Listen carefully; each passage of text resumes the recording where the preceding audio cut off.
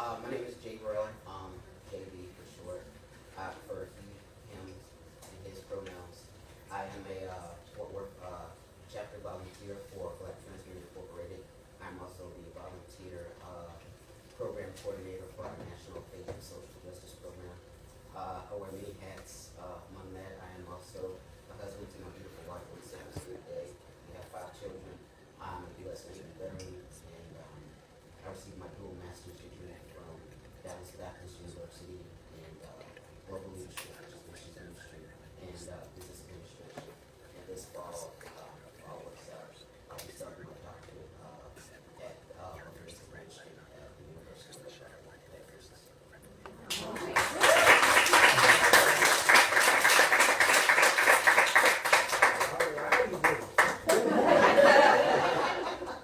Just shy. My name is Tashawn Menifee. I am from Seattle, Washington, Tacoma, Washington. Grew up in Tacoma, Washington. I've been in the Dallas area for the last 7 years. I've been a part of BTMI for the last 6 years. I do work in leadership within the BTMI faculty and conference that we have annually. I also in the school for communication, public relations, so this is a new journey for me. I've been transitioning for the last 5 years in August, and glad to be here. Thank you. Hello, everyone. My name is Jade, or Jade Lenore, is how the majority of people know me. I am probably one of the newer members of BTWI, which stands for Black Trans Women Incorporated. I am one of the DFW leadership people for the organization. Also work a lot with the conference that we put on every year. And I'll be the co-chair for this coming year's conference, which is very exciting. I do a bunch of different things as well. I wear more hats than I have room for in my closet, but I enjoy it. I work for a very amazing company. I do talent development, so I train people on how to be as amazing as they actually are. And I'm also involved in real estate. I'll be getting my real estate license sometime soon. And I am an educator, very philanthropic, and I love people, and I tend to educate people based on my own experience, and hope that they are able to see the person that I am more so than what someone could possibly ever be. So that's just a little bit about me, and I'm sure you'll get to know more as questions come about. So thank you for having me.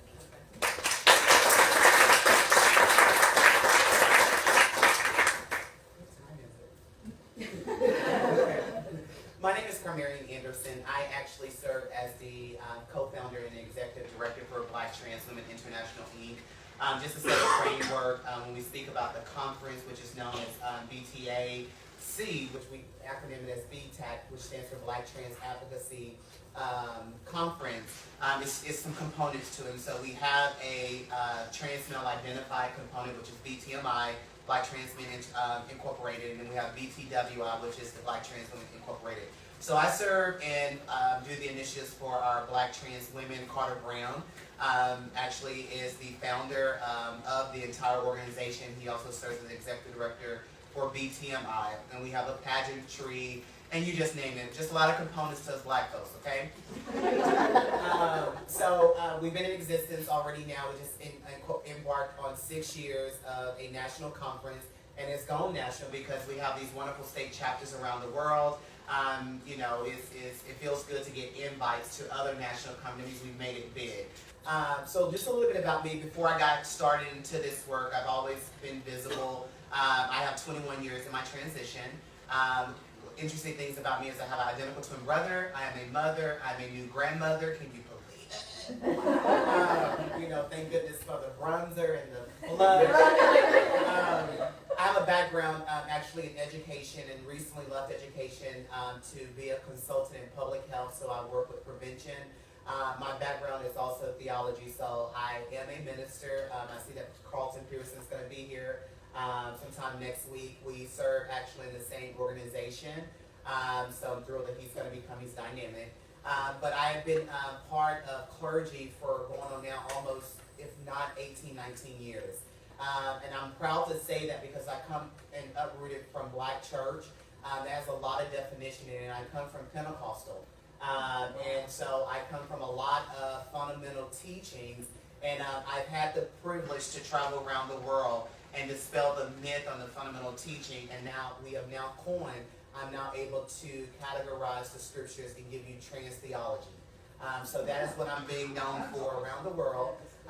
While I'm embarking on, focusing on being intentional about our Black trans women and how we're transitioning and how we're being accepted and what a privilege we have and what we don't have, and to really combat the anti-violence that we actually have on every community of the trans, but specifically Black, because again, statistics shows that we are still the ones that are being very much discriminatory against when it relates to hate crimes and death. And so I just bring you what I know. I'm a Southern girl that's cornbread, that's hot water cornbread, greens, and so I don't try to profess to speak over your head. I just bring you me. Because every day when I walk out, I know that I'm a target, but I also know that I'm a gift to educate. And so I welcome your questions, and thank you for being here and inviting us to be here.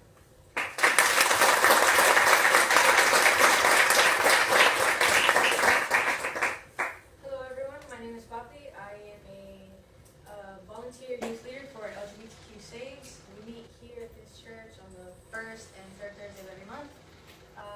I was invited by my good friend here, Stacy.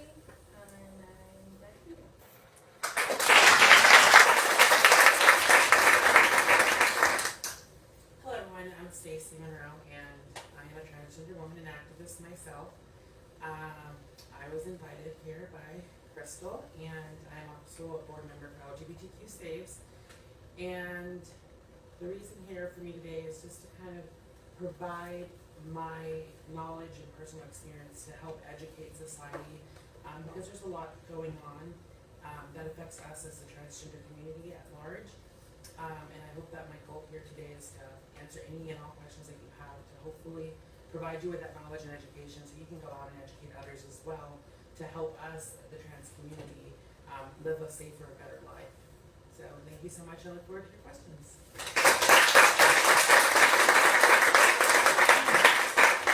So what I'm going to do is I'm just facilitate. I ask your hand go up, I point to you, you ask a question. If you have a question, your hand goes up and I nod or I do this or hold on. It means I acknowledge your question. This can come back down and I will get to you next. Okay? So who would like to start with the first question? I've heard several of you talk about transition. I would imagine that it's huge to get to a point to make the decision to transition. So I wanted to kind of hear from each of you, if you would like, how did you get to that decision? How long did it take you? And when you say transition, I've been transitioning for 21 years, I've been transitioning for 5 years. What does that mean? So that I would understand and know what doesn't know. I start. Okay, so when I say that I've been transitioning for 5 years, meaning that I have, taken that step to now identify as male, to begin to live my life as male, and then I chose to go medically as far as hormones and whatnot, surgeries and so forth. So you always say that we're continuing transitioning, and we're because we're continuing growing and not into just the men or the man that I want to be, but just the person in whole, the spirit, and what I bring to to the world. So it's just for everybody it's different.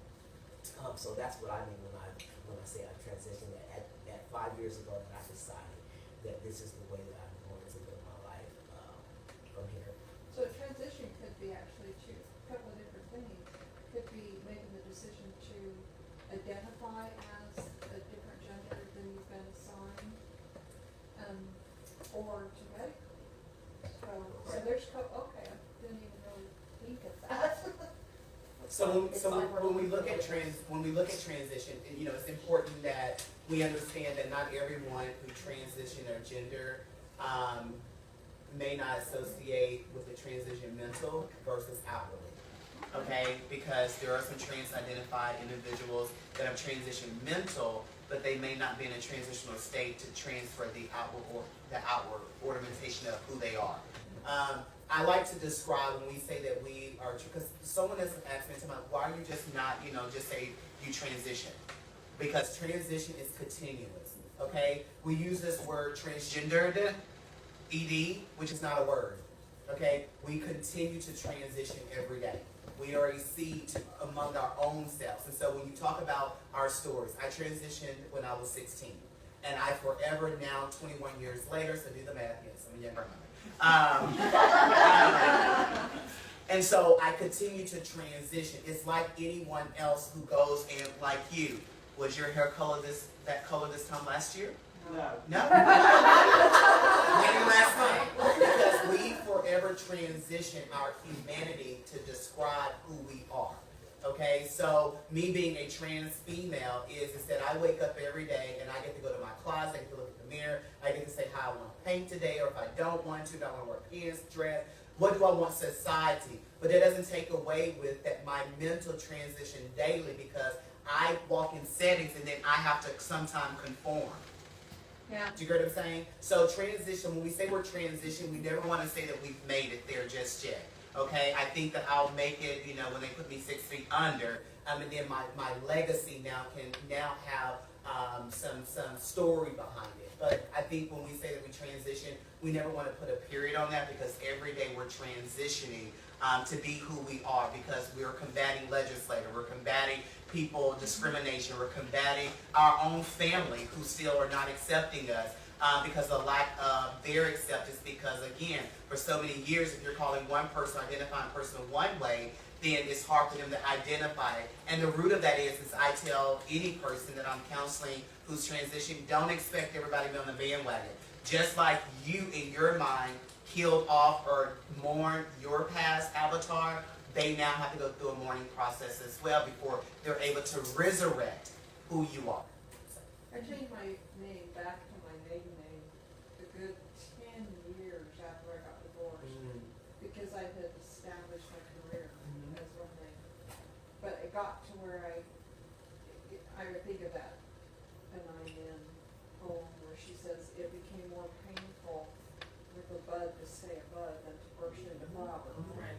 You know what I'm talking about. Didn't get it right. That's how it got to me, and I can't imagine what I had to go through just to change my last name. Same person, just my last name. In my work, in my family, in my friends, everywhere, that I had a base out to the public. But I'm still the same person, so I can't imagine. Yeah, To say, okay, now I'm gonna dress like a man, so people identify me as male, because this is what I want to project. I can't imagine how difficult that would be. I think, and as you'll see, as everyone continues to answer, we'll probably have, however many, 4, 5, is that 6, 7, 6? I mean, missing myself. I think that you'll see that there might be 6 different representations of what they see transition to be, or what we see transition to be. Myself, I very seldom, and they probably will tell you, very seldom do I talk about when I transition or how long I've been transitioning. Because for me, the transition has been a continuum. Ever since I can remember, my first realization that something was different about me. I was in pre-K. So, it wasn't really a question of what it was. I just didn't know what it was at that time. But it didn't change who I am. I didn't really change the person that I am. I didn't modify the person that I am. I became the woman who I've always been. So the transition for me doesn't necessarily have a timestamp, although there is none. But I don't necessarily, recognize it as much. And I guess that in time, when I get,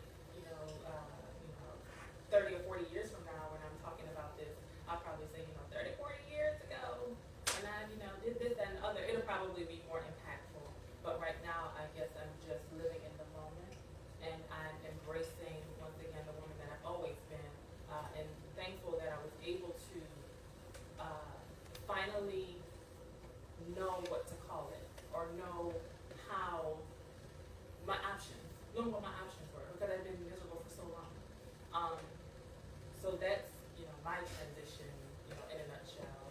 I've always known, but not until my adulthood did I truly understand what my options were, you know, what I could do. And I wouldn't change it in a million years, even though, you know, it's very difficult. And there's probably not very many people that would say, oh yeah, you know, it's a breeze. You know.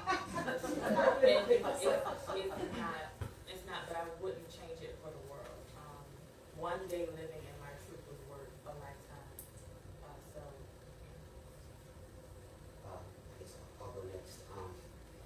Much like Jade, I was 5 years old, growing up in LA, not Los Angeles, Lower Alabama. Very different LA. I knew I was different at age 5, and the emotional transition, I guess, for me started then, if I could be really transparent, and that I knew something was different because I had this crush on this redhead named Kristen Carpenter. And so we were sitting in the gym, and I had my arm around her like this, and I was like stroking her little jacket because it was fur and it felt really good. And so I got called up to the front of the gym, and the teacher had on like these funny, you know, the shorts back in the day, I'm telling my age. And so he calls me up, he bends me over, and they had the wooden paddle, so you kids are really these days. And all of a sudden it was a swat. He didn't say anything, just gives me this look. I go sit, I know to keep my hands to myself. And so it began then. Then as a teen, I knew that I was still different, but growing up in a Southern Baptist church, of course, girls wear dresses, boys wear jeans, and, you know, sit like a lady. And so I'm always, even in dresses, I was, you know, sitting like this, or wanting to go out and play. And I remember the happiest times was when I was wearing ripped jeans and t-shirts and riding bikes, playing football, basketball with my cousins, and beating up my male cousins and things like that. Those were, you know, the times that I really began to struggle. And even with that, as I started to hit puberty, I didn't like the things that I was seeing, and began wearing like really big shirts because, you know, I was just really unsatisfied and unhappy with my body. And so then the mental, the physical compact of all that caused me to have some suicidal attempts. And then I joined the military, and so that kind of helped me to blend in a little bit more, but there was still something missing, there was still a void. And I began to identify as lesbian, or in the Venn diagram, I was in the aggressive portion of that, but something was still missing. And I'm 42.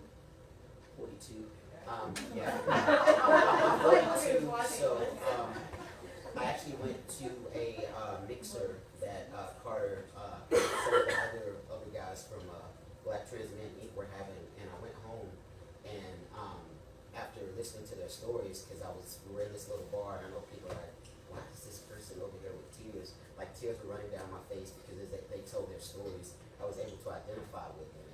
I hurried home and I told my wife, I said, I think the light bulb has come on, you know. And so I linked up with one of the guys from BTMI, and he became my mentor. And I had already been wearing masculine clothes, so I began my physical transition to make the outward look like the inward at age 36. And I'm continuing to progress and transition and become a better man, hopefully every day. Okay, I have a question, because he just described my life when I was young, but I didn't have the tendency to, I was a tomboy. Most of my life, everybody knew me, I was a tomboy. When I was in junior high, I was crushed by one of the other guys, and I played the trombone in the band, and he says, you're just always will be one of the guys. You'll never be somebody's girlfriend. You'll never be, but it still didn't break me to where I felt like I needed to turn to be a male. How do I decide that what makes the difference? I don't think it's a decision. I don't think it's a decision how you didn't decide how you felt. I was still a girl. And it crushed me that they didn't think I was a girl. You don't necessarily decide how you feel. Yeah. You don't decide how you feel. You feel how you feel. If you feel like a woman, then you feel like a woman. We're talking more so about our identity as it relates to who we are on the inside. Yeah, that's how. So you felt as though that you were still a woman, but you just like to do something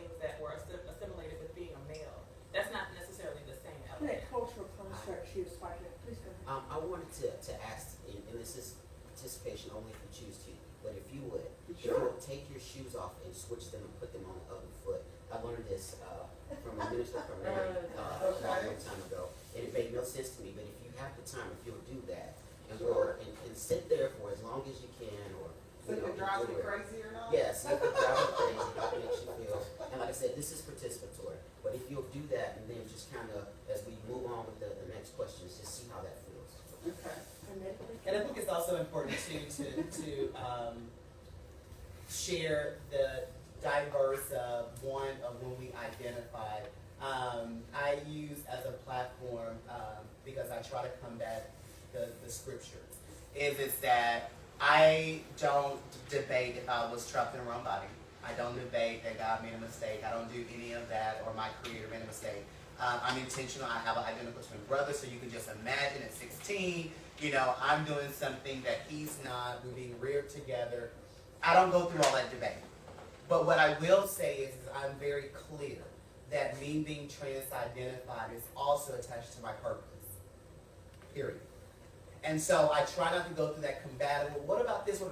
It's my purpose. Everyone has a purpose. And I really feel that my choice of walking in my purpose, I had to be trans for whatever this season is. Now, I throw a monkey wrench in that because I said yes to a call, and because I believe in higher being, and because I believe that my call comes from higher up. If I was asked just for a season to go to my twin brother's house, go into his closet, do something with these knots I have, pull the hair back, put a necktie on, some slacks and a shirt, would I be able to do that? And the answer is yes.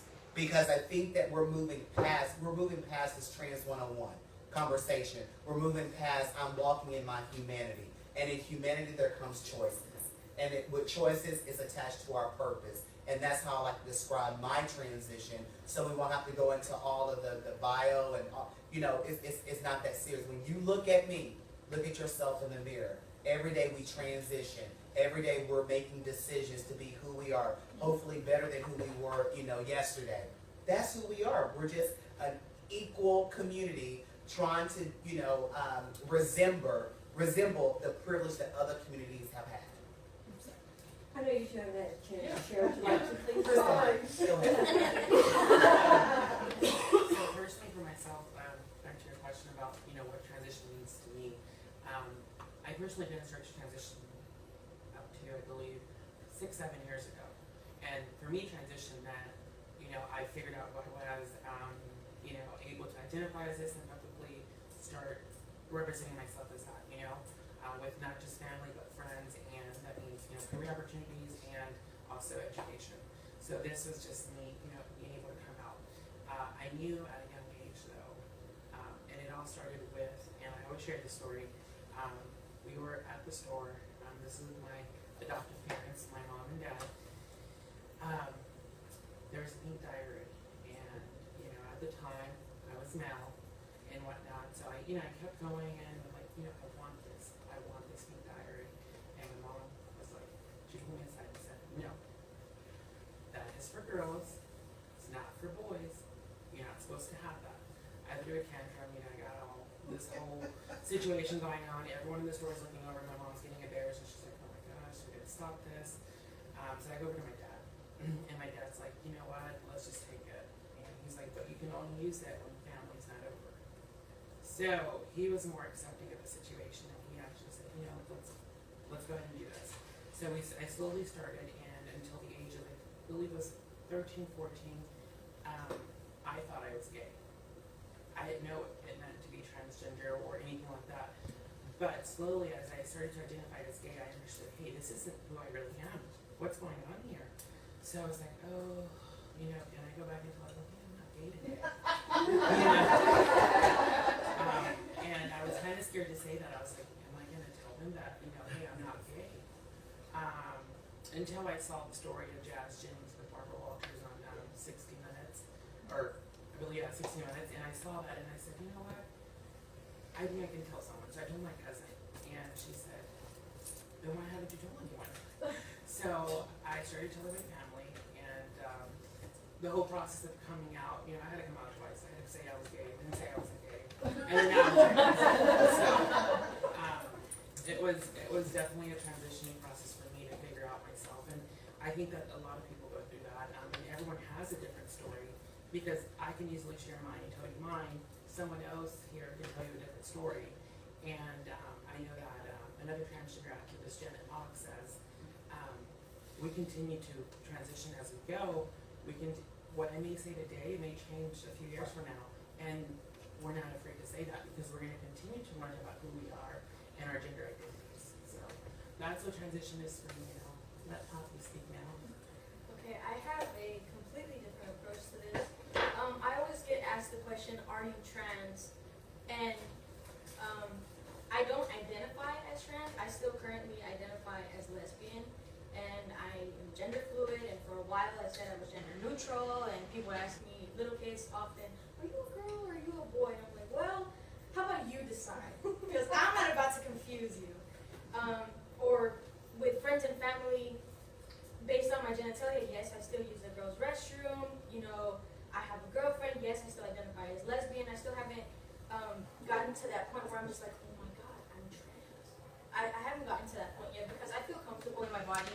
I feel comfortable the way that I dress. My family has recently, come around to accepting the way that I dress, and I never had the chance to come out to my family. I was actually outed, and so I came out as lesbian. So I'm not at that point where I feel that I need to transition. I think maybe mentally I'm probably there because I started going by male pronouns, and I just feel more comfortable. It's a lot more harder for my family to start addressing me, with male pronouns.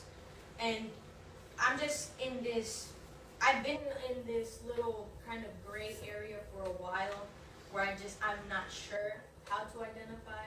I just use labels, for the sake of people to understand. And for a while, how many labels did I use? 6 different ones? That's when I was like, you know what, I will end up using all of the labels in the book if that will help you understand a little better. So, I'm not really sure when I'll get to the point or if I've gotten to the point. I do have a lot of people asking me, will you transition at some point? And at this point in time, I'm not sure.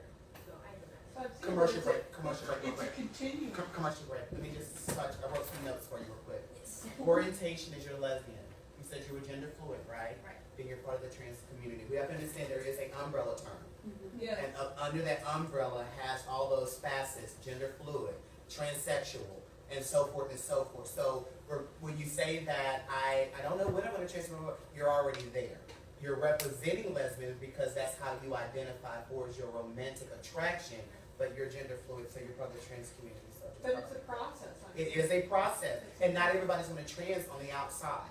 They have to walk that out. But at the end of the day, I think my empowerment to you and to others who are like, where do I fall in, is be okay to say, well, I am part of that trans umbrella, but I just choose not to use labels. It's okay to say that. It's okay, because your being a lesbian does not describe really who you are. That's not your gender expression. So when they want to know if you're a boy or girl, they're not asking you, do you sleep with men or female? That's not what they're asking. So it's okay to say, well, I'm gender fluid, so you can make that decision. But does that mean you're trans? Well, I'm part of the family. And it's okay to say that until we get to a point where you to feel comfortable, where you fall in to use whatever label that you want. Okay, that was just a commercial moment. Okay.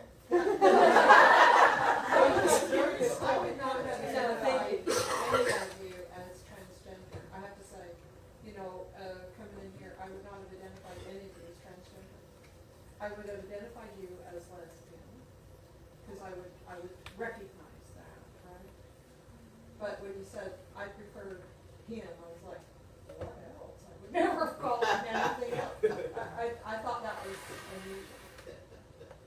And I think that is a part of I think that's the biggest debacle that people try to understand when it comes to trans individuals. What does trans look like? What does trans look like? And I think people have such a difficult time understanding that it does not look like anything specific. There's not trans equals a picture. This is not, we're not describable in finite terms. So I think the realization of it all is that we come in so many different shapes, forms, sizes, ethnicities, and it's a continuum spectrum. Just like we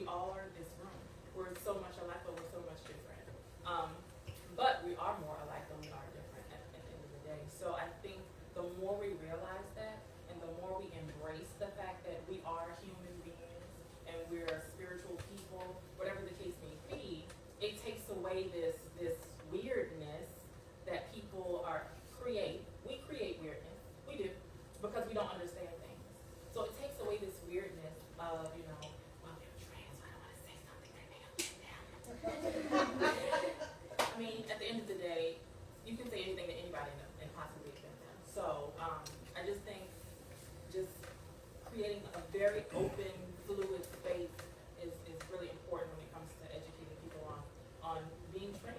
It's not so black.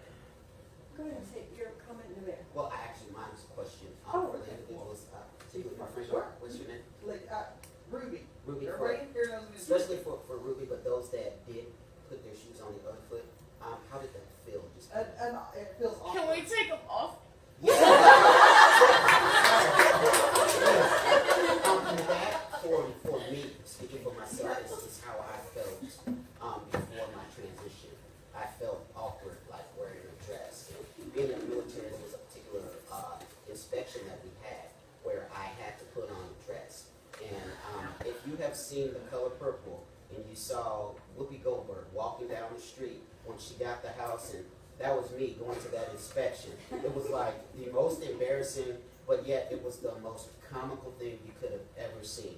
So people, you can imagine people being in formation, and I'm trying to wait till the very last minute to get out my car, and I'm just kind of like wobbling up there, and people are laughing, and so that's how I felt up until I was able to fill that void, as far as my transition. So it just had to do with you felt awkward. Right. Because you just didn't feel, It's not authentic. yeah, Right. okay, that's It's a good way to clear, say it. it's clearly not authentic. Everybody watching you is going, what the hell is wrong with Right, everything you else? just, exactly. Yeah. Question. I Yeah, was go back. gonna ask if y'all knew anybody who was transgender or is transitioning that also has disabilities. Oh, yeah. Yes. Absolutely. Oh, you go ahead. And that part of the disability also is mental illness, and a lot of people tend to say being transgender is a mental illness, when in fact it's not. But I will say that though, a lot of transgender folks are affected by mental illnesses, not because they're transgender, but because they're affected by pressures from from society and what causes them. So it can bring depression, anxiety, abortion, dysphoria, different things that cause from external pressures, not from within. So I definitely believe that. Just stepping out to the scheduling issues, not any other reason, just. Oh, I want to tell y'all that I really appreciate y'all being able to come here and discuss this. Because several people in here are Wiccan high priestesses, and this is the transgender issue was one of the things that was brought up last year. And Galen was nice enough to, because none of us knew. And so she said, well, how about if I get a panel, and then that way we can talk? And I said, I think that's great. Because when you don't have the knowledge, you can't make good decisions. So, believe me, the only reason we're leaving is scheduling problems. But I really do appreciate all of y'all being willing to come here, through hail and God knows what else out there, and discuss your journey with us. Because, as a Wiccan community, we are also on a journey. Because this is something that is coming to us, and it's like, well, if we don't have the right tools, we cannot make good decisions. So I'm very thankful that y'all took the time to come here and counsel us. Thank you for inviting us. So thank you.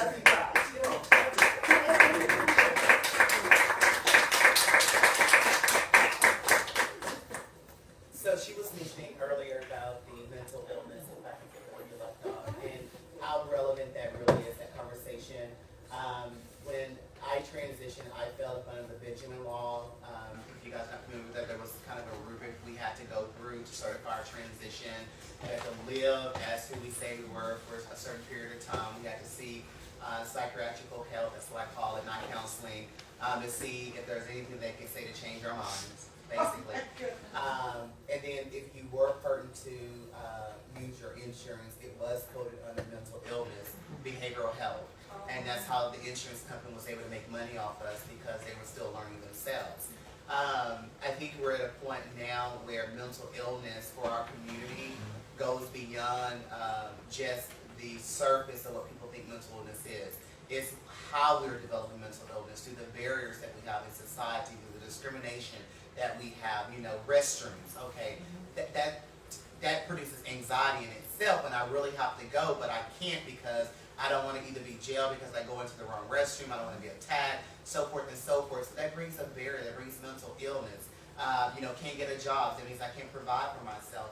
One of the mental illness that we have real bad in our community is a level of dysphoria. And it's created dysphoria because we know we're not privileged to go get the medical needs that we need to change or to correct, I should say, oneself so they can feel comfortable in society. So I will always be an advocate that we need to really relook at how we're dealing with people's one-on-one, regardless if they're trans or not, and are we creating that barrier that's causing them to have mental illness. I like to look at this whole piece is that when you're at home, sometimes I work because I have these fancy copiers, but at home I have this laser jet. And when I want to print, sometimes when it's all color, well, color ink is expensive. So they have options where you can print black, white, color, grayscale.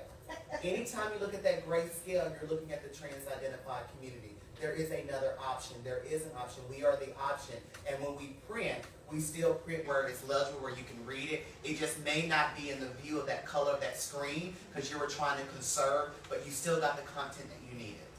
If we think of that, then we can combat mental illness in our community. Then we can start seeing employment rates go up for our community. We will start seeing housing accepting us and not, discriminating us. We will see the prison system not be able to segregate us out because they're saying they're protecting us, but what they're doing is putting us, in solitary for up to 23 hours, which is producing mental. So all of these things, so if you always think about the grayscale on your printer, always know that there was an option, but your content still came out because you chose that option.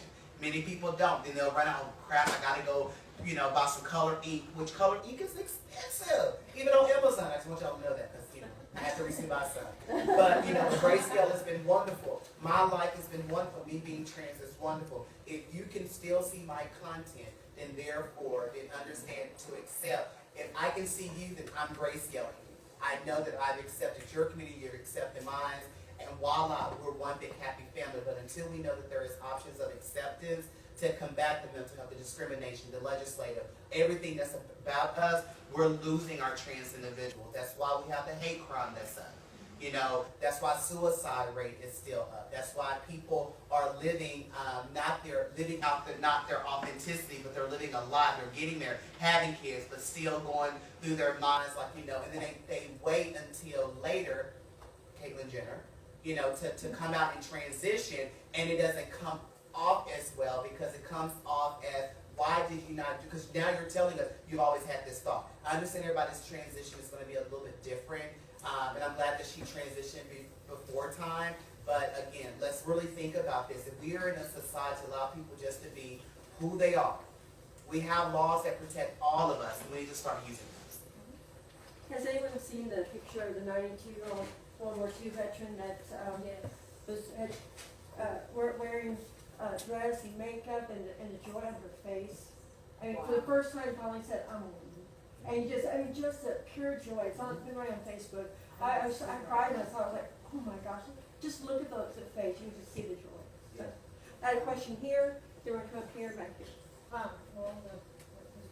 She has a question. Mm-hmm. Go ahead. So as a parent, before I had kids, my husband and I weren't married at the time, kind of solved and I said, so what if we have boys and they're gay?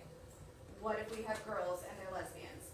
What is your reaction to that? Because I knew what mine was, and it's just, let's rehab that sex talk and talk about some safety, and I still need to meet them.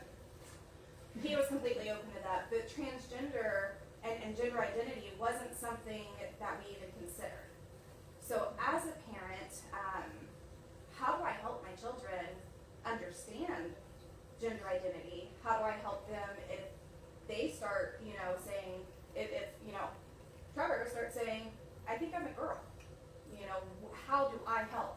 Or as an adult in a child's life, how do I start noticing that maybe something's a little different? Maybe they're not feeling completely themselves, or they need a little help, or they do come to me and say, this is how I feel. How do I help them? I can speak from personal experience. I have a little one here, Keisha. She's our youngest. She'll be 12 in July. And was about 8 or 9 maybe, and she came and she said, "Dad, I think I'm trans." But prior to that, she said, "Well, I think I'm bisexual." So I was like, "Okay." So then when she came back, she said, "I think I'm trans." I was like, "No, no, you can't," you know.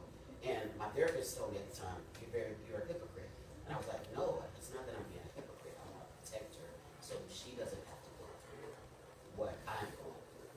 But then on the opposite end of that, I wanted to ensure that if that was a true feeling that she was having, that I gave her the support. So she, for a while, wanted to be called Michael. So I tried to call her Michael. She's looking. Yeah, Michael. And so, you know, we were kind of like, okay. So we began to support her. And we kind of went along with it.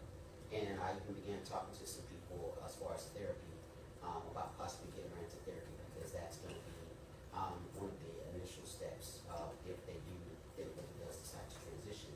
But after a period of time, she, you know, learned about being pansexual, and then just this year she says she's pansexual. But I think the best thing to do is just to continue to love and protect your child.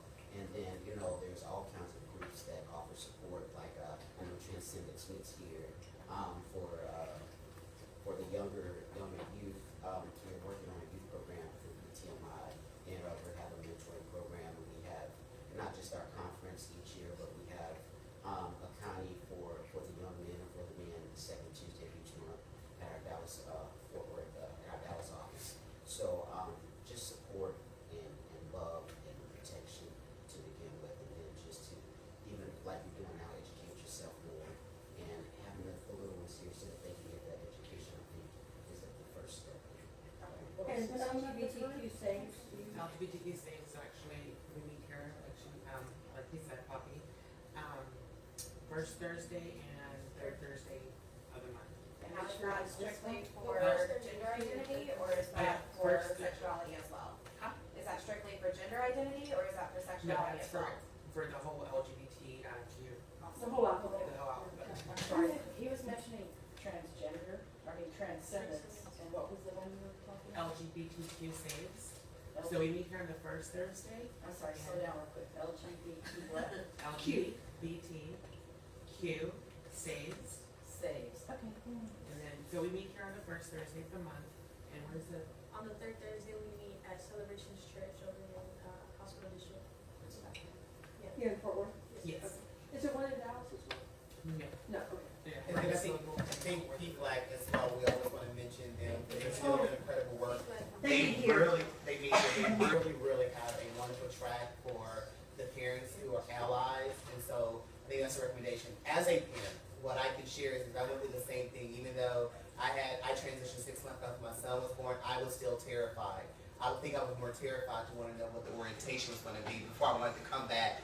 The transition piece, and you know, I think for me, what I tried to do is I just raised my son very inclusive.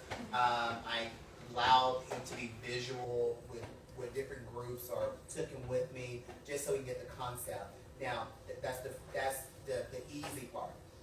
The hard part is that we do live in a generation where there has become a very much of an expression for you, and sometimes that becomes confusing, as if, Mom, I think I'm trans. You know, because yes, we have kids that, you know, that may represent or dress like us, but that's becoming part of their culture. Okay.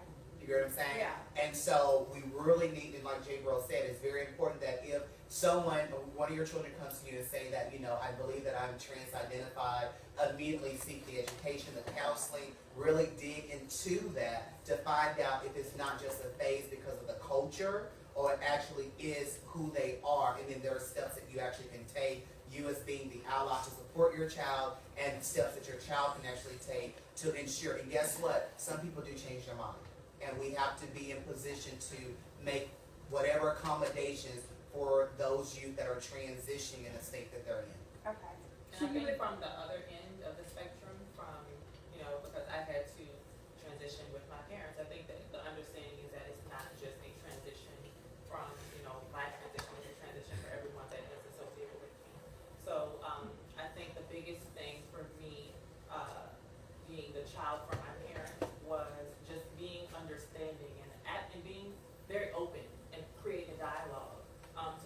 child is not feeling that they can't come to you with questions, or they can't talk to you about what it is that they're feeling. Because I think when that happens, you miss out on a lot of what could possibly be going on, because they may not feel comfortable, or they say, oh, you know, my mom's not going to love me the same, or our relationship is going to be different, or whatever the case may be. So I think creating that real safe space and that open dialogue in your relationship, and I mean that's something that I would recommend that you do anyway. Right. But it's just something that's really, really, really important.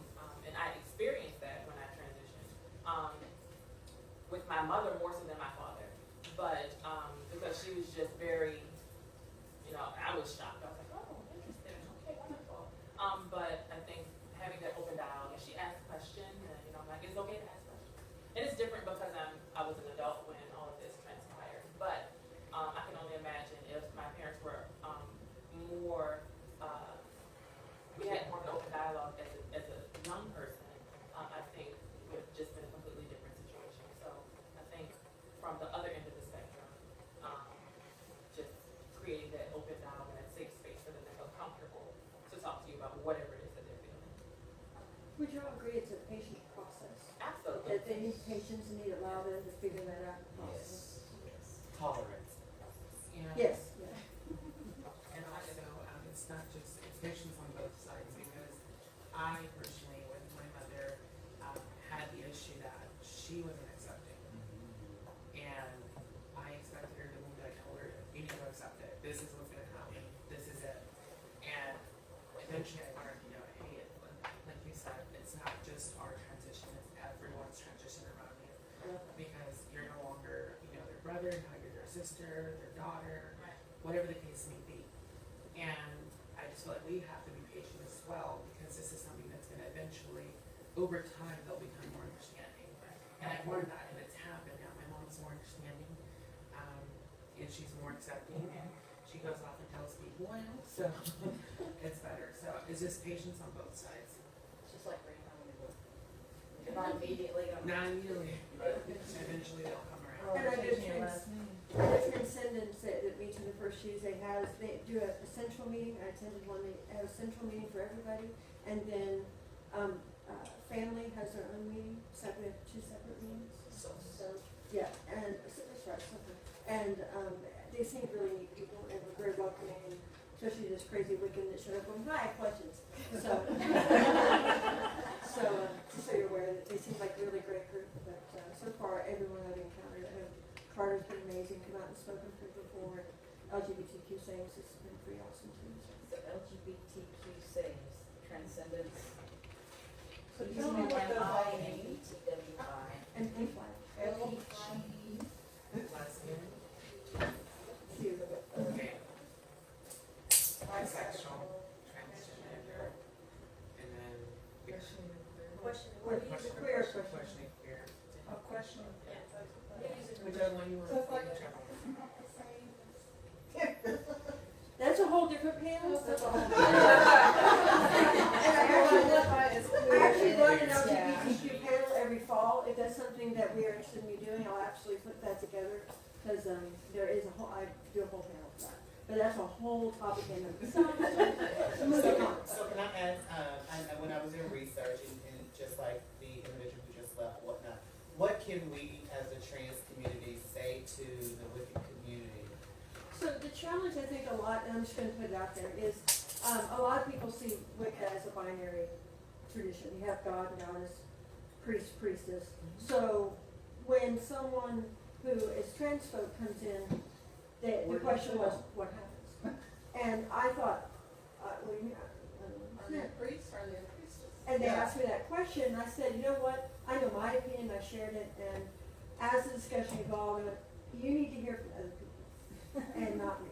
And in fact, I have a short letter I'd like to read from Amber Kay. I reached out to her, I don't know if you know Amber Kay. Amber Kay is a high priestess, and I have all her credentials. She's amazing. She was born in 1947. I've only known her as Amber Kay, and I've known her since my 20s. I'm 48, so I'll give that an idea. And amazing, amazing person. My picture wouldn't work. That's a picture of Amber Kay. She transitioned many, many years ago. Is a prominent Wiccan high priestess, teacher, and best-selling author of a number of books about witchcraft and magic. She is the executive director of Ardentain, a pagan learning center and seminary founded in 1996, and a Grey Council member of the online Grey School of Wizardry founded by Oberon and Zell Ravenheart in 2004. She was born in Bronxville, New York in 47, spent most of her childhood in Chicago. Her father was Roman Catholic, her mother Episcopalian, and so at an early age she attended church. She completed her formal education. Amber attended Colorado State and Fort Collins, graduated in 70 with a Bachelor of Science in Social Sciences. She joined the Unitarian Church, rose to become Director of Religious Education. Part of her job was to research religious curricula, which they led her into the study of ancient religions. As a result, she became attracted to the goddess-centered religions, and after more research, found contemporary Wicca. After making contact and finding teachers in those early days wasn't easy, the only commonly books available were from Gerald Gardner, Sybil Leek, Leo Martello. In 78, during a visit to the Pagan Festival in Chicago, Amber finally made contact with a teaching coven based in Gardnerian called the Temple of the Pagan Way. The Pagan Way was formed in the early 70s in response to the high demand of people wishing to join established covens.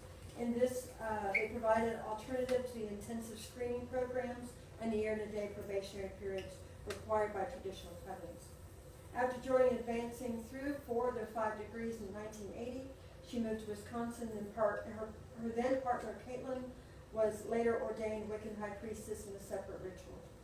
After moving to Wisconsin, Amber worked at first in the Pool of Bass with the New Earth Circle before co-founding with Caitlin Coven of Our Lady of the Woods in 1982. The coven thrived for a while, but it's now located in Los Alamos and incorporated as a church in the state of New Mexico. Since then, a number of covens have hived off and evolved into the Ladywood tradition of Wicca. Ladywood covens are mainly initiatory teaching covens and provide an eclectic mix of training drawn from various pagan traditions, including the provision of Wicca 101 courses. They celebrate Esbats and Sabbats and are generally open their efforts to educate the public about the craft. She also joined Circle Sanctuary. She later joined COG, Coven of the Goddess, for which she served as publications officer and national first officer for 3 terms, because she's crazy. She then became a member of RECOG, Reformed Covenant Congregation of the Goddess, and taught classes in their priestess training program. RCG was founded in 1983 and part of Dianic Wicca with Z Budapest in the early 70s. Today, it's an international women's organization in its own right and incorporated Wisconsin as a non-profit tax-exempt religion. The main aims of it were to provide benefits recognized for its women members, and as do all other legally recognized religions. She wrote her first book in 91, became a bestseller with over 200,000 copies. Initially, after she first entered the craft, published a 32-page booklet called Beginning True Magic. Since then, she's published more books with Coven Craft, Witchcraft for 3 or more. And she's teaching out at Ardentain. Asriel, her partner, and her both out there. She's always joked, I always knew I was a lesbian trapped in a man's body. That's her joke when I first met her. She and Asriel they came to Spirit of Spring in UEA, which some of you know those are, pagan events that were in this community. They came and taught amazing classes on Wicca and the Goddess. I told her what was happening in this community, and I said, what would your words be? Would you share some with us? And she said, first let me say that there can be no simple answer to the question, should a trans woman serve as a high priestess? Much of the difficulty here lies in the fact that human sexuality is very complex. Most of us were brought up to believe in a binary reality where things are black and white, male or female, and so forth. All this is rooted in Zoroastrian model of dual reality of opposite pairs, Ahura Mazda and Ataman, good versus evil, and so on. But in my reality, and perhaps many of those in the craft, reality is not so simple. It exists on a spectrum, many spectrum. Genetically,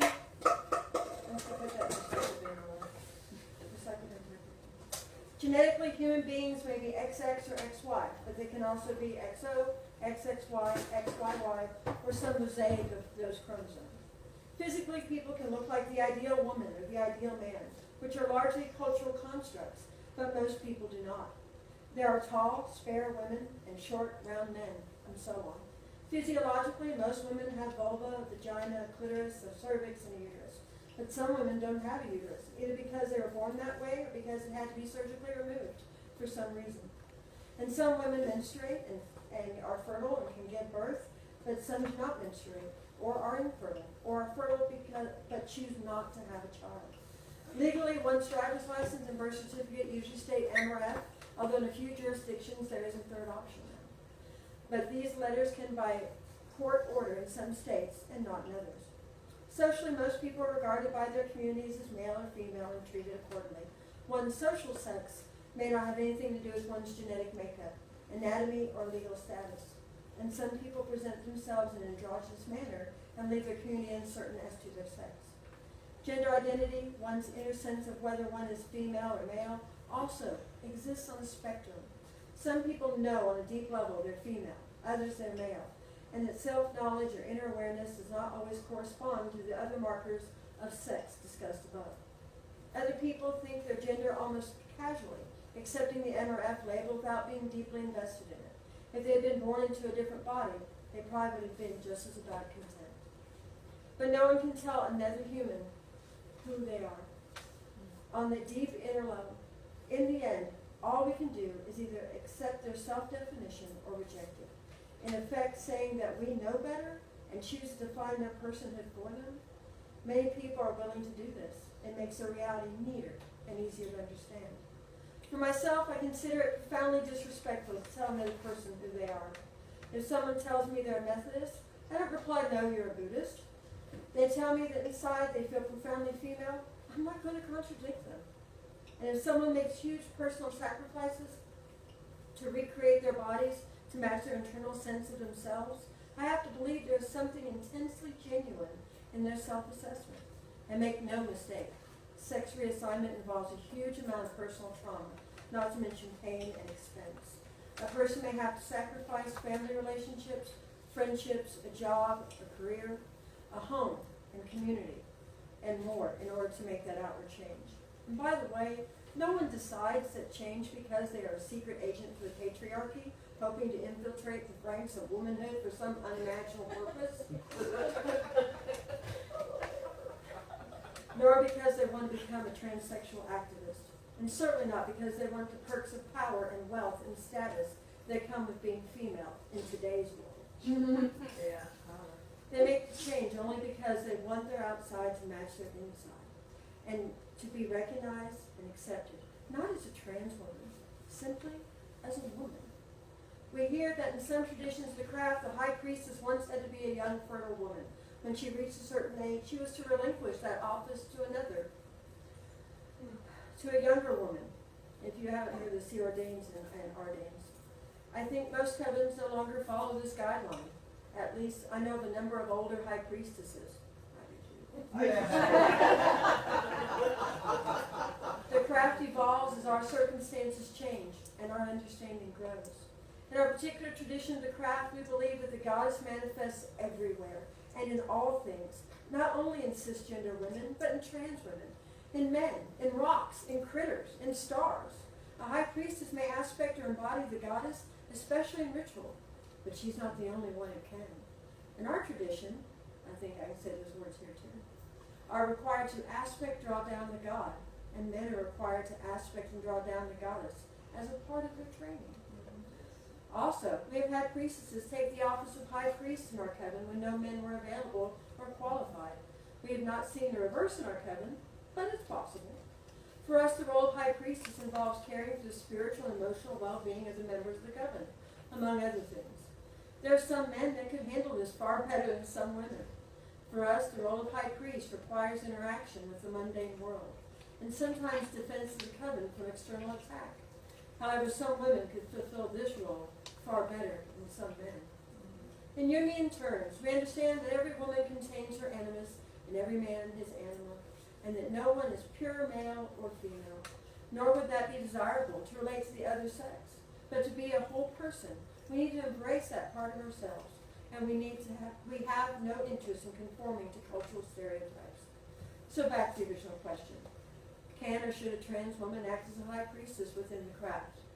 In one sense, that ship sailed. I was initiated third degree and became high priestess of my coven somewhere around 1982, probably before some of these folks in this discussion were even born. I have been accepted as a priestess within my coven, the pagan community, and the craft generally ever since then. If someone wants to debate my qualifications, have at it. But please excuse me if I choose not to participate in the discussion any further. The final note. Imagine a person who's lived many incarnations. Almost all of them is female. Imagine a person who has a vagina, cervix, the clitoris, and breasts. Imagine a person whose birth certificate says female, and whose driver's license and legal documents are all the same. Imagine a person who's regarded as a woman by her communities, both mundane and pagan. Imagine a person who has served as a priestess for 37 years, and by most measures has done well in that role. Imagine a woman who is a feminist activist and who serves the goddess proudly, who wishes to confront this woman and tell her who she is or who she is not, who she just described herself. That was the letter I received from Anne Bouquet. She said, I hope the elders of the craft, which is an often misunderstood and vilified spiritual path in itself, can find better things to do than marginalize or exclude some of our own sisters. If people want that sort of energy, just visit Trump Valley. They got plenty.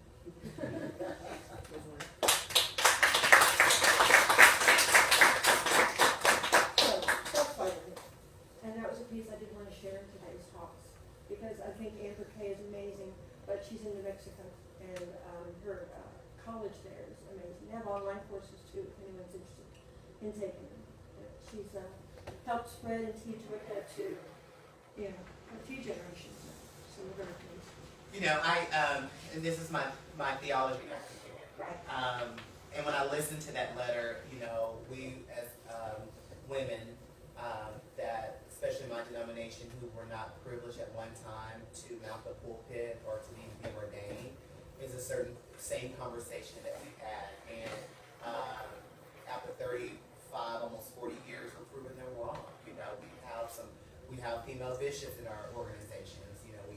We have a great leader, female pastors. And what I usually have to say, because I had to adopt that when I transitioned, so not only yes, I have a call, but I am female, so I only can go so far.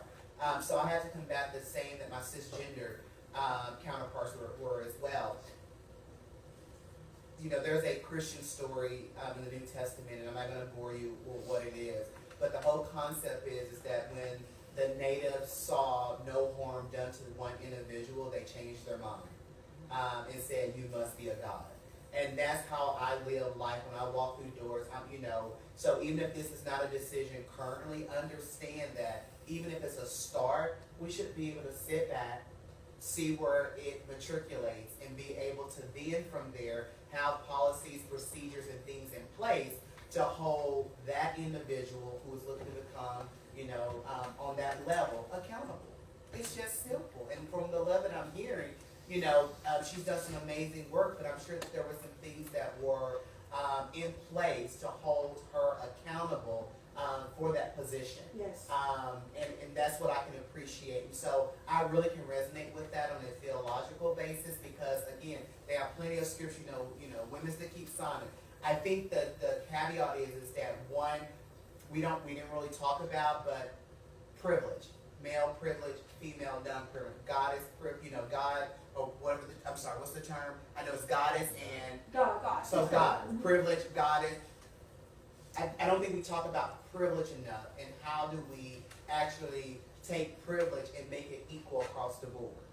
That's the real conversation there. Is that that's regardless if I'm trans or not. That's regardless if I'm a short man or if I'm an Amazon woman.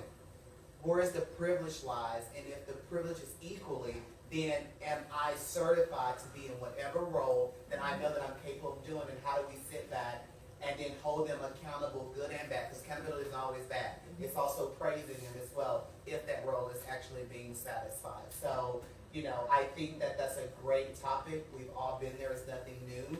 Maybe looking at other spiritual platforms who've already gone through this, and what did they have to do. That's the reason why there's so many female and trans-identified clergy that's in the Methodist now, because they figured it out. And so Unitarians the same way. They figured it out. So maybe researching what others have done versus how do they derive to allowing your doors to open up, and what were the pros and cons. But I want to say that from a trans person and from other culture, we're considered two-spirit, and we're considered healers. So if that position is opened up, I think that it will take the organization to a whole nother dimension because of the power of what we possess, that we utilize the community to tap in, and we certainly will shine. Absolutely. I really think that we're this place that they just didn't understand. Mhm. And so we came here to understand it. I think you just described our next level processes. So thank you very, very much. Yeah, we have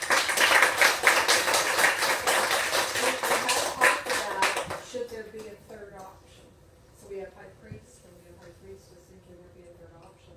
Because many of us have learned, one of the things we do is in Wicca, by the time you become a high priestess, you really have a master's degree in this broad I think range. any elder I think any of our elders, priests, priestesses, that, yeah, you have to answer 18 questions. It's like a master's thesis. Having just completed my master's last year in education, I will say that it's like a master's thesis. It's very much, and so you get a broad section of training. And we know of indigenous cultures that there was a third option, and they were the spiritual leaders of the communities. And so we have history to back this up. We have something that we can use, that we can bring forward into our own. So I wanted to share this. When the bathroom bill was introduced, a third option was introduced. And so we've heard the pros and cons, and I'm only going this out to play the devil's advocate, okay? And that third option, even though we look at it, there's a male bathroom, a female bathroom, and that third option that we currently have right now is for handicapped and family. Remember when you go to the mall or somewhere to eat, and so if you know that you use that restroom, then you know your family, you know your handicapped. Then to give another option to say, you know, that will describe this ambiguous individual who's trans-identified, what benefit but to actually explore that individual, who they are, giving that option. So sometimes not always getting an option is beneficial. Sometimes it's taking that option, taking that into what you already have. Why reinvent the wheel? It reminds me badly of segregation. And it really bothers me, the idea of that option. I feel like we should have the option, look at the role of priest as the role of priest, where do I fit? And I think but that's, I think another discussion for another day. A lot of it had to do, I don't think everybody understood the word non-binary. That's where we were today for our education. So, I think we're just starting some baby steps, and we have varying levels of knowledge and understanding in the room, So is there not a wicked community that's already trans-identified? Now I live in Austin, so No. I'm home often in Austin. In Austin, there's more. There's more. Here, there's so Okay. few. There's so few. Let's say I've met a few few. gender fluid at Unity Fest. Yeah. I've actually come into contact with Okay. and stuff, and so. But we've met, so like I have Wicca is so binary. I had one study, and I said, cool, and, I didn't think anything of it, but as I began to talk to my peers, this was part of that conversation started again, and I was like, why wouldn't you be a priest? And then, but coming from that to where I spend a lot of time in my GLBTQ community out in Dallas, and I need panels like this all the time, and I didn't understand there would be a question. And so that's where, when I realized there was one, I needed to bring people who could answer and talk more directly. Educate me. What's the highest being? So in my Christianity, our highest being is God. In the wicked, what is the high? What is? Well, there's two. There's universalist belief, and then there's it's Lord and Lady typically. Is God and God. God and Goddess? Okay, so is that Very dual. okay? But They have but jobs. outside of dual, does it have a body to it, or is it spirit? Is it Yes. spirit? Much like God, we believe that there have been incarnations of deity on the planet, but we also understand there's a greater sense of deity. It's in nature, it's in everything, it's in all of us. We represent Goddess and God. We, very similar to what that Christian, I studied to become a nun. So it's very similar. I only bring that out again to be devil's advocate, because there's Yeah. your answer right there. When I combat the Christian individual, have to let them know that our higher being that we are saying that we're worshiping, that we honor, is spirit. There is no gender to that. So we have, animist, when we think about animism and shamanism and pantheism and polytheism, and we're all of that. Right, I mean, even in my circle, I see the priest I have in the circle, that he has much more feminine qualities than I do. I'm like, can you stop crying? Please, just stop crying. He shows up, bakes better than I do. I'm like, bitch, please, it's not fair. And we're like, can you toughen up a little bit? I know you're aspecting, it's all emotional, suck it up. And, we joke back and forth like that, but it's also a matter of, we understand we can both aspect anything, and anyone should be able to. And just a question of where does that go became, I realized we didn't even understand like the word binary. We didn't understand the word queer, very basic terms, but the one that continually kept coming up was transgender. I don't get this at all. And I was like, okay, and that's okay. What do I do with this? If I have a student, and I had a student that started with me, she didn't say he, she's now transitioning to he, but I didn't really know how to minister to her. And that was my question.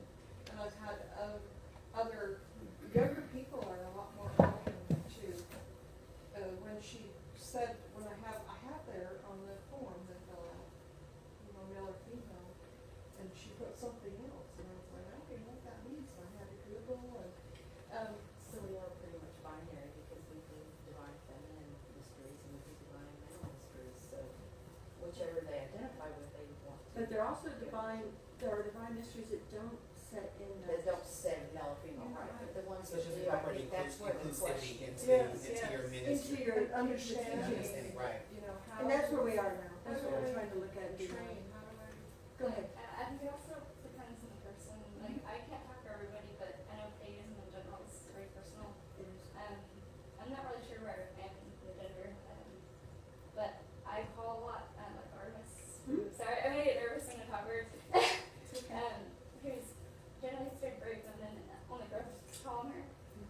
But to me, like I don't know, like I still speak with her, even though I'm not a girl. So, like to me, she doesn't actually have a gender, and I know once people will be like, "You're wrong," but I don't know. So His writings about Artemis and Diana too, about gender and shifting over. So I don't know, like I think it. Well, yeah, because Artemis and Diana, I mean, they were more out in the, the hunter and the. they carry a lot of male qualities. They were very definitely, androgynous. yes. They're very aggressive, and her animal, I will fuck you up. So kind of. I mean, that's really the attitude. Do it, and I will come for you. I don't know how to describe it, but like I think of it as like it's not actually like male and female. It's just sort of like those are the words they use to like put things into categories. Categorize. So maybe Artemis isn't like actually female because to me she doesn't have a gender, but because society decided like certain things are feminine, then they call her open. So to me, like We wrote her history. I The most current writings we have. yeah. So like I Great call patriarchs. her everybody. Like Yeah. so I don't know. Almost the original patriarchal history. But I think what you said for us next steps. I mean, I think we all know that we've heard this term coined culture humility, and I think that in any business, any organization, any religion, we always should have the concept of culture humility. We should have these intentional dialogue. We should bring people in that are certified. The more and more that we learn for ourselves, the more we can go back to the work that we're doing and identify is the work we're doing actually being inclusive across the board. And that's the intentional conversation. That's really Right, important. that we should be having, and there are tons of culture humility. I don't really too much care for that word because I still think it's binary, because I think it's judgmental. But I like to, culture humility. Culture humility. Us being able, humble enough. We may not get it right the first time. That's why we're in this room having this conversation. But at least there is a start. And as more and more you educate, like you said yourself, Google, have these roundtable conversations, the more we go back and look at the work we're doing, and we'll see it with a different lens. And we'll be able to find out, oh my God, there's a loophole. This is where we can tax the trans community, because we want to get it started. We will find those things. And one of the things that we do at BTAC, we do the culture humility. And the last one that I did, it opened up people's eyes that we have to even talk about undoing racism. because we don't speak about that even in our religious settings as well. We're having this trans conversation, but the trans there comes with a culture. So I'm black, so it's also coming with a race coming with it as well. So I think it's important just to continue these dialogues and understand just as much as you guys learn, the more we see you learn, the more we become patient. And when we're able to fit in and slide in, I promise you we probably won't disappoint you, because trans people, we look to be involved. We look to be treated equally. We look, and when you get us there, we'll just outshine, because that's what gives us our validation that, wow, someone sees us from the inside and not judging us from the outside. Question. I know a lot of times for people when they would come to a panel like this and they get all this amazing information and then they go home and they try to process it all, that's when their questions will come up. And so what I wanted to ask the panel is if you guys had any great recommendations for websites or books that can help people with those post-processing questions that they may have after the panel. Great question. Websites out there on the lab. That's a good one. Say it again, Lab. I think it's G-L-A-D-D. Oh, ADD, 2D. GLADD. It's G-L-A-A-D. So it's right there. Okay, so. Two A's. Yeah. Two A's. GLAAD. Yes.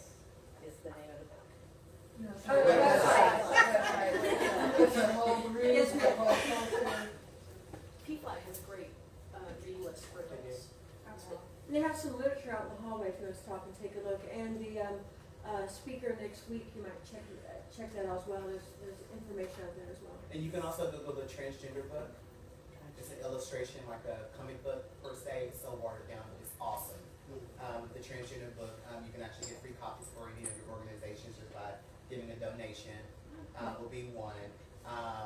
Understanding where trans history actually started. I mean, how many of you guys know that if it wasn't for a trans girl and her lover being brutally murdered, we wouldn't have equal rights in the military? Wow, You I know. actually didn't know that, because I actually did a Yeah. paper on transgender. Yeah. Okay for you. So there's a movie called Soldier Girl. There's a Yes. movie called Beautiful. You know, they're very educational. I will say visit our website. If there are questions that comes up, you know, go to our website. We have an inquiry page. You can submit those. We will answer to our best ability. If we don't, we'll research and get back to you and say, well, this is where we found information from. www. Well, is it even do BTAG? Okay, blacktrans.org.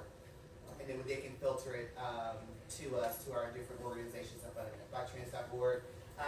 There is another, when we speak about coaching humility, the Transgender Education, well, we have 10 here, Transgender Education Network of Texas. I don't know if you guys ever heard of them before. Amazing group. They're here in our backyard that do amazing work from coaching humility to legislative things to policy. There's another, I know you're writing this stuff down. There's another organization called Equality Texas that does some work at times with us as Black trans. Great Facebook page. Join your Facebook. They do work with us as well. And then there's a Transgender California. Transgender. Somebody help me. Choir, band.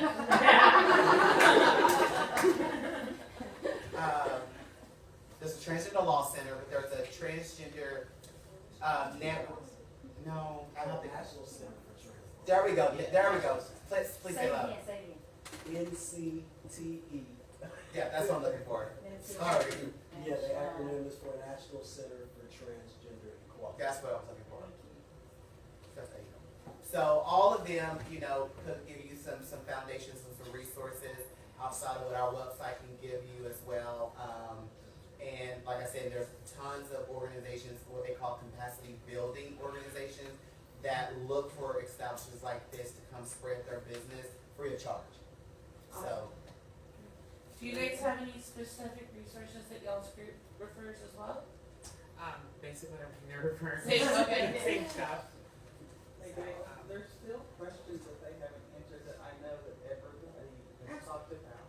And that is, and she even mentioned the fact that she could still put on a pair of pants and a nice shirt and go out as a man. Okay. The question is, if we bring somebody in and they're looking to be a high priestess, what makes it to where they're not gonna put on a pair of pants and decide they're back to a man?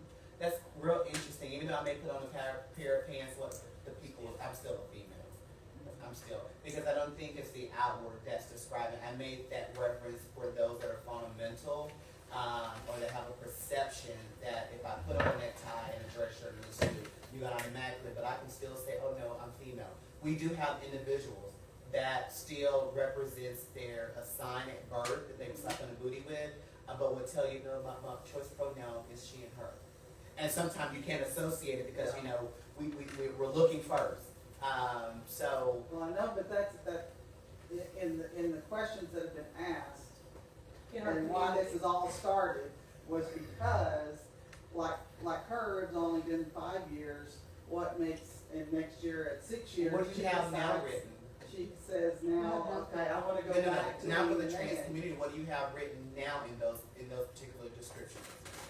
We have What is nothing. it? So you have no dress code for it? It's very binary. Right. Okay, even And in that's the, why this is coming, because we are looking to make some changes. but even in the and make some binary, again, I'm not saying changes. person like to read that will, even in the binary, do you have something written as it relates to dress code? No. Course, the color of course is all different. That's not something like the only thing. So you don't have anything right now as a goddess that you're supposed to wear this, and this. Right. And so now we're looking at if I become a goddess as a trans identified, now I need a separate guideline or dress code that's needed in order for me to. The question was, what if someone says, is assigned male, transitions to female, and this is, oh, never mind, I'm really male. So what we're really talking about is detransitioning. Exactly. Right. That's what I it's don't about. even know it's that. I think it's a continuing process. Well, I understand that it is, but that was a But question that that's- came. It's that's what I'm trying to pull out here. That's what- It's the conversation of detransitioning. And I don't think that. The fear, Right. the fear of the detransition. I don't think that we could give you anything that will support you, but saying that you won't know until you try. But detransitioning, it is reality. But I think that you should have something maybe in place. Because I'm sure there's something in place that if you do something that goes against the grain of your office that you perform, there are some steps in place that will either chastise, suspend you, or what have you. Those are the type of things that you can re-look at without reinventing the wheel. But again, we're talking about opportunities, but that could happen.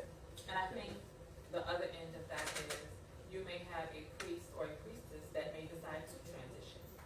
Yeah, So that's a that's good That's question actually as well. happened in our, they may have it happened in become the a nineties priest and he was, and then they he was decide a to pastor. transition. Was he disfellowships? they, everybody turned on, it was ugly. And Well, I- see, and that's the thing. Like, I don't, to me, those are one and the same thing, so. Can I throw something out as an elder in this tradition and Sure, there's go some for it. conversation going on about detransitioning and, you know, what if they change their mind or what if this happens? Don't we all do that? I have students right now in this room that I just got done having a conversation with about how this path is going to change you. Absolutely. Just as much for us, it changes our heart, it changes our soul, it changes everything about us. There were things that I shed away from my life the moment I said, I'm not Christian, I'm Wiccan. And those things are coming right back into my life because they belong. So, what is the difference there in us growing and us changing as people and them growing and them changing as people? There's not. So I don't understand why there's a fear there or a confusion there. I think As it's a long lack as the of knowing. ethics are still met. I think there's a lack of understanding what to do as the elder is supposed to know what to do and, Yeah. I think that's where the fear is, am I right? So, but I like what you said earlier, just, you haven't done it yet, you haven't been there yet. Wait, Well, and I think that's where we're going, we're heading, is because we haven't been there yet, but it is coming up more often. More of us are coming across having transgender friends, having transgenders in our life on a daily basis. And to them, they're just people. We love them just as much as we love anybody else. But when you get to actually having bylaws and things like that for an organization, then you know, there's certain questions you have to ask because they're questions that's gonna be needed to be asked. So the dogma of our tradition is looking to change and shift. And the question came up of, this very question came up, so this is how that discussion started. This is where we all began with that discussion. But as we started breaking it apart, I realized they don't even understand the word transgender. Exactly. And that's why I'm so grateful for each of you. Yes, we definitely thank you. And that was a very good opportunity for me to understand a little bit more how you and I had the same exact growing up but how we ended up being different. And I thank you. You're welcome. I appreciate the learning experience you provided me. My feet do not hinder. Any other questions? All I can say is Yes, thank you.